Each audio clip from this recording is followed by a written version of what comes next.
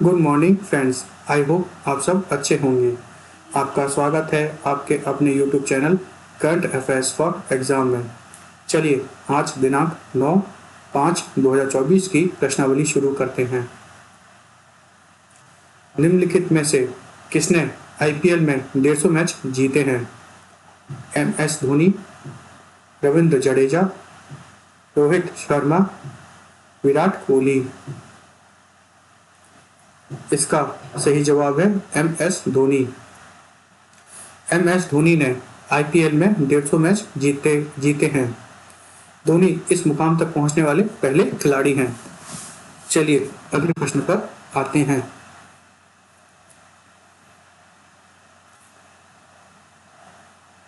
हाल ही में अमेरिका ने आईपी सुरक्षा के लिए किस देश को प्राथमिकता निगरानी सूची में रखा है? Bharat, UK, Japan, Germany. इसका सही जवाब है भारत।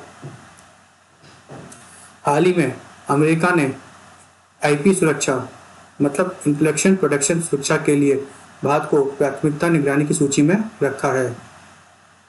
चलिए अगले प्रश्न पर आते हैं। हाल ही में किस देश ने विश्व का सबसे बड़ा हवाई अड्डा टर्मिनल बनाने का निर्णय लिया है? यूके, यूएई, यूएसए, सऊदी अरब। इसका सही जवाब है यूएई।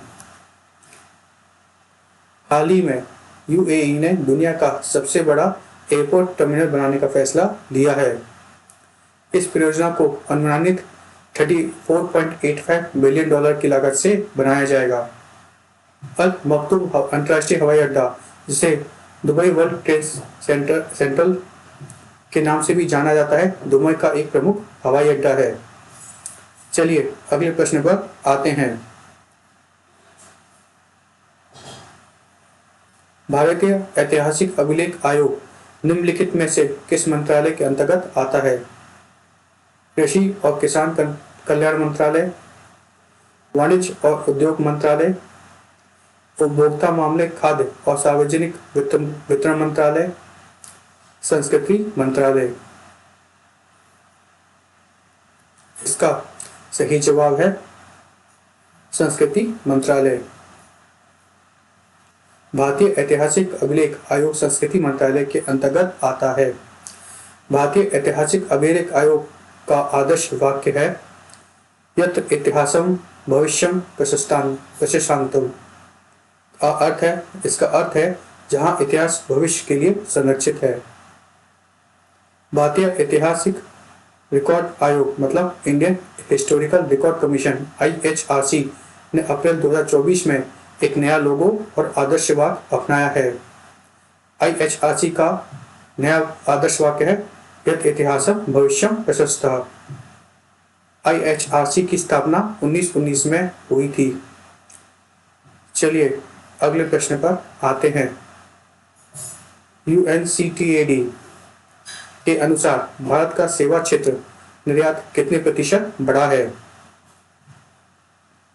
8.1%, 9.2%, 10.3%, 11.4%। इसका सही जवाब है 11.4%।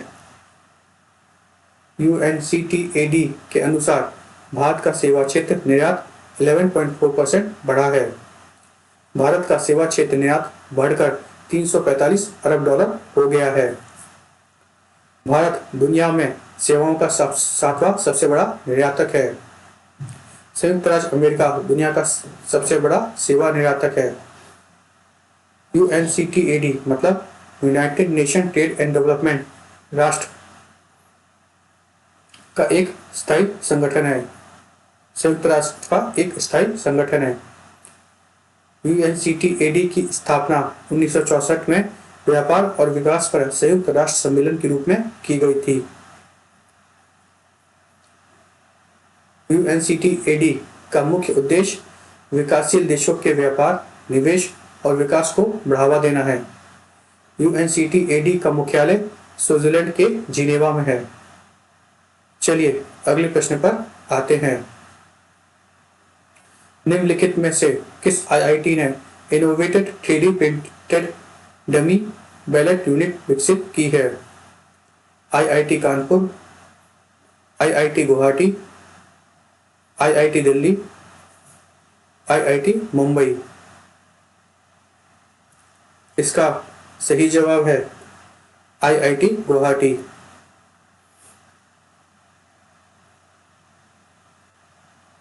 हाल ही में आईआईटी गुवाहाटी ने innovative 3D printed dummy bullet unit की विकसित की है। इसे असम में कामरूप चुनाव के लिए व्यवस्थित मतदाता सुरक्षा और चुनावी भागीदार मतलब सिस्टमेटिक वोटर एजुकेशन और इलेक्टोरल पार्टिसिपेशन सेल के सहयोग से विकसित किया गया है। इसे 3D प्रिंटिंग तकनीक और PLA का उपयोग करके विकसित किया गया है।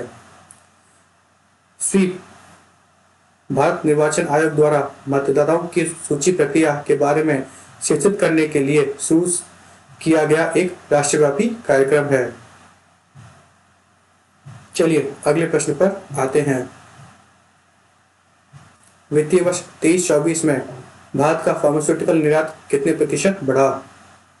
7%, 8%, 9%, 10%। इसका सही जवाब है 10%। वित्त वर्ष 2023-24 में भारत का फार्मास्यूटिकल निर्यात 10% बढ़ा। पिछले वर्ष की तुलना में इसमें $28 बिलियन की वृद्धि हुई है। घरेलू विनिर्माण को बढ़ावा देने के लिए सरकार ने 2 उत्पादन लिंक्ड प्रोत्साहन मतलब प्रोडक्शन लिंक्ड इंसेंटिव योजनाएं शुरू की हैं। चलिए अगले प्रश्न पर आते हैं। निम्नलिखित में से किसे वर्ष 2024 के लिए 2024 कैम्ब्रिज समर्पित शिक्षक पुरस्कार प्राप्त हुआ है? अकीम बहादुर, गीना जस्टिस, अन्नमा ल्यूक, साया। इसका सही जवाब है जीना जस्टिस। जीना जस्टिस को वर्ष 2024 के लिए 2024 कैम्ब्रिज समर्पित शिक्षक पुरस्कार प्राप्त हुआ है। गीना जस्टिस को प्रतिष्ठित 2024 कैम्ब्रिज डेडिकेटेड टीचर्स अवार्ड में मध्य पूर्व और उत्तरी अफ्रीका क्षेत्र के लिए क्षेत्रीय विजेता नामित किया गया है। जीना जस्टिस मूल रूप से केरल के तिरुवनंतपुरम में रहने वाली हैं। चलिए अगले प्रश्न पर आते हैं। वर्ष 2024 पंडित लक्ष्मीमारा अवार्ड हाल में इनमें से किसको मिला है? उमा डोगरा, रमा वैद्यनाथन, सायरा बानू, पंडित राजेंद्र गंगानी। इसका सही जवाब है पंडित राजेंद्र गंगानी। हाल ही में पंडित राजेंद्र गंगानी को वर्ष 2024 के लिए पंडित लक्ष्मी महाराज पुरस्कार मिला है। लक्ष्मी महाराज पुरस्कार प्रसिद्ध कथक प्रतिपादक के सम्मान में स्थापित किया गया है। लक्ष्मी महाराज 1907 में लखनऊ में थे। 1957 में उन्हें संगीत नाटक अकादमी पुरस्कार से सम्मानित किया गया था। चलिए अगले प्रश्न पर आते हैं। हाल ही में निम्नलिखित में से किस देश ने ट्रकों और भारी वाहनों से प्रतिबंध हटा लिया है? श्रीलंका, म्यांमार, नेपाल, भूटान। इसका सही जवाब है श्रीलंका। हाल ही में श्रीलंका ने ट्रकों और भारी वाहनों से प्रतिबंध हटा लिया है। यह विचार 2022 में द्वीप राष्ट्र में आई आर्थिक उथल पुथल के जवाब में श्रीलंका द्वारा वाहन आयात पर प्रतिबंध लागू करने के लिए करने के बाद आया है। चलिए अगले प्रश्न पर आते हैं।